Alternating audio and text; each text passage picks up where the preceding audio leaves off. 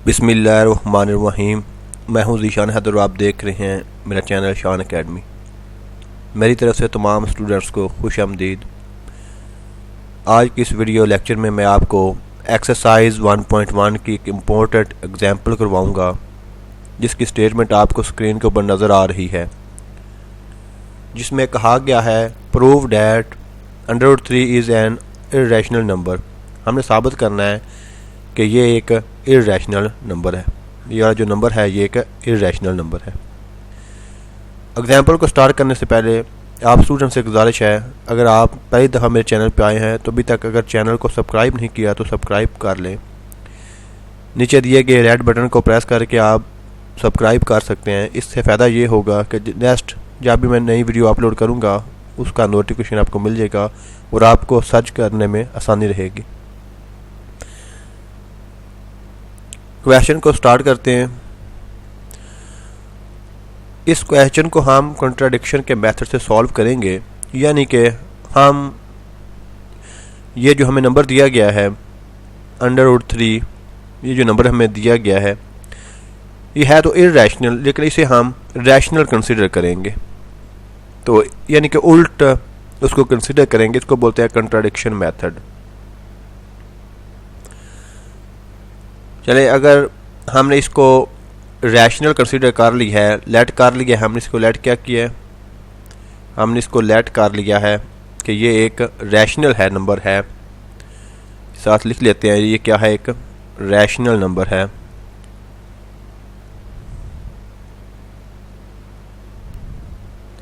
अगर ये एक रैशनल नंबर है तो इसको हम फिर किसके इक्वल लिख सकते हैं, इस नंबर को हम लिख सकते हैं equal to P divided by Q, because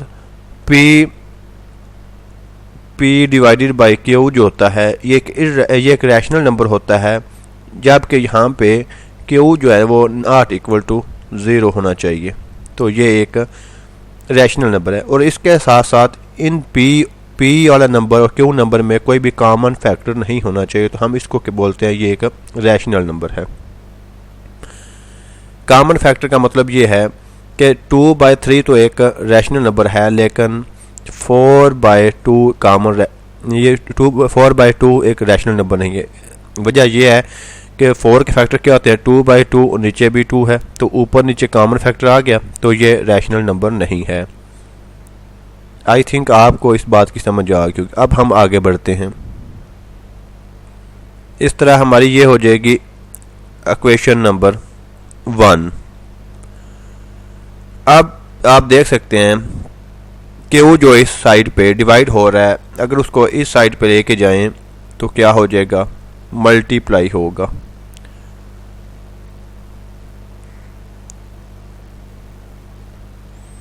अब अगर हम बोथ साइड पे स्क्वायर ले लें तो फिर क्या हो जाएगा, P का स्क्वायर इस साइड पे आ जाएगा और इस साइड पे √3 Q होल का स्क्वायर आ जाएगा, तो ये स्क्वायर इस जगह के साथ कट जाएगा, पीछे क्या बचेगा, 3Q equal to 3Q square equal to P square.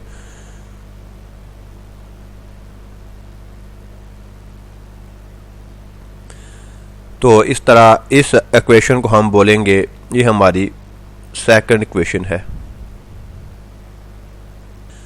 आगे मज़ीद बढ़ने से पहले आपको कुछ बातों का इल्म होना चाहिए। वो ये है कि एक्चुअली ये वाली बातें आप पिछली एग्जाम्पल में भी आप समझ चुके हैं।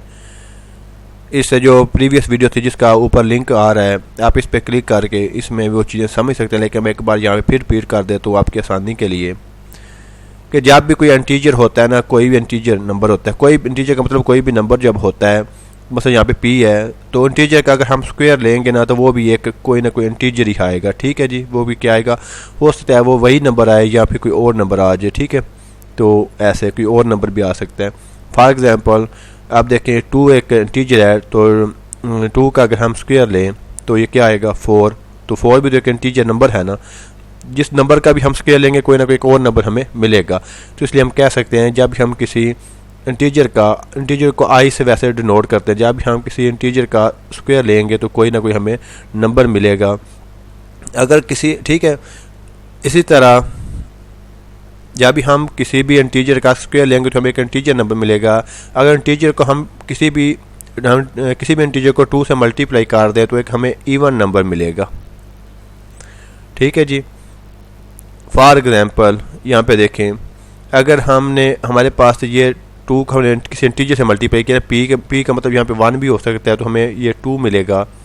और पी की जगह पे कोई और इंटीजर लगाएं 2 लगा दें तो ये फिर भी हमें इवन नंबर मिलेगा। इस तरह जो भी आप इंटीजर लगाते जाएंगे एक्चुअली हमें मिलेगा इवन नंबर ही। तो इस बेस पे हम इस तरह इस इक्वेशन को लिख सकते हैं कि ये जो पी है ना, पी एक यहाँ पे इंटीजर है, इंटीजर का स्क्वायर भी इंटीजर ही हुआ और ये किसके इक्वल होगा, ये इंटीजर ये किसी इवन नंबर के इक्वल हो सकता है। तो जब हम इन सारी बातों को देखते हैं तो पी एक यहाँ पे एक इंटीजर है, इंटीजर का स्क्वायर इंटीजर ही आएगा, और इस तरफ देखें यहाँ पे भी इंटीजर का इंटीजर ही आएगा। ठीक है, इंटीजर हो सकता है, कोई ना कोई इंटीजर होगा ना यहाँ पे।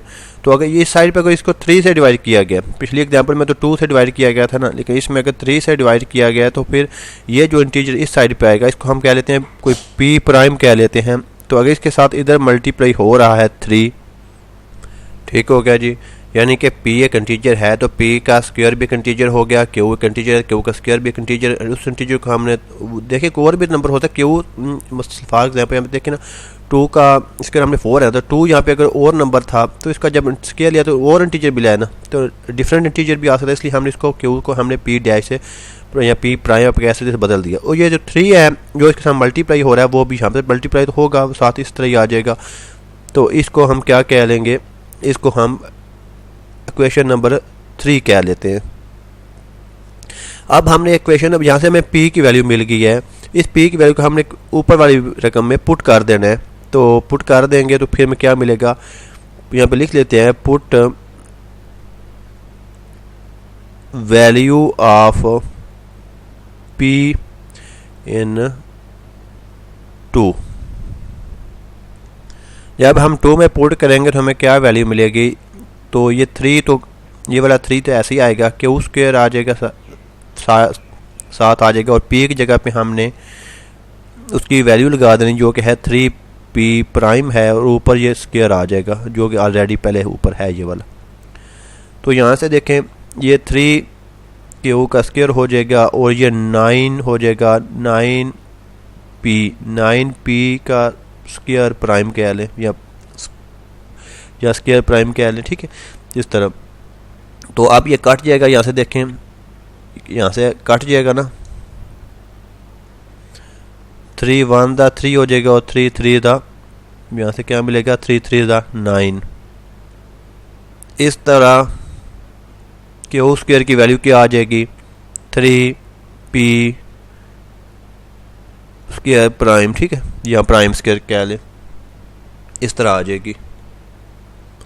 तो यहाँ से देखें फिर क्यू एक इंटीजर है, इंटीजर का स्क्वायर क्या होता है, इंटीजर ही होता है, तो ये क्यू आ जाएगा। इसी तरह कोई ना कोई इंटीजर ही होगा, तो ये 3 है, 3 का भी छोड़े ना, पी क्या है, पी भी यहाँ पे इंटीजर है, इंटीजर का स्क्वायर क्या होगा, कोई इंटीजर हो सकता है, उसको हम किसी और नंबर से हम ज़ाहिर कर लेते हैं। किस नंबर से करें, इसको हम क्यू प्राइम का नाम दे लेते हैं। तो ये 3 साथ मल्टीप्लाई हो रहा है तो ऐसे ही आएगा। तो इस तरह हमें क्यू की वैल्यू मिल गई, तो इसको हम कहेंगे इक्वेशन नंबर 4। ठीक है जी। अब हम क्वेश्चन नंबर वैल्यू जो ना इक्वेशन नंबर 3 और क्वेश्चन नंबर 4 को पुट कर देंगे क्वेश्चन नंबर 1 में। 3 and 4 put in equation number 1। तो जैसे ही हम इसमें पुट करेंगे तो देखें क्या मिलता है हमें, √3 equal to p divided by q था। तो अब p और q की जब उसकी वैल्यू पुट कर दें, p की वैल्यू क्या थी 3p प्राइम और q की वैल्यू 3q प्राइम। तो देखें आप इसमें देख सकते हैं कि यहाँ पे आप इस पे देख सकते हैं, यहाँ पे देखें कॉमन फैक्टर आ रहा है कि वो क्या है 3 का कॉमन फैक्टर आ रहा है, तो ये फिर क्या रैशनल नहीं है। हमने स्टार्ट में क्या लेट किया था कि ये रैशनल है, लेकिन यहाँ पे हमें प्रूव ये हो रहा है कि ये रैशनल नहीं है, ये तो इरैशनल है। तो इस तरह ये कंट्रडिक्शन से ये साबित हो गया कि ये रैशनल नहीं बल्कि इरैशनल नंबर होता है। √3 क्या है? कि इरैशनल। इस तरह हम कह सकते हैं अगर अंडर के अंदर कोई भी p आ जाए, प्राइम नंबर आ जाए, तो वो क्या है? वो एक इरैशनल नंबर है। तो यहाँ पे ये वाली एग्जांपल ख़त्म हो गई है। अगर एग्जांपल आपको अच्छी लगी, अगर आपको समझ आई हो, अच्छी लगी है वीडियो, तो वीडियो को लाइक ज़रूर कीजिए और अपने दोस्तों के साथ इस चैनल को शेयर करें। और अगर अभी तक आपने चैनल को सब्सक्राइब नहीं किया तो जल्दी से चैनल को सब्सक्राइब कर लें। मिलेंगे आप नेक्स्ट वीडियो में, तब तक के लिए टेक केयर, अल्लाह हाफिज़।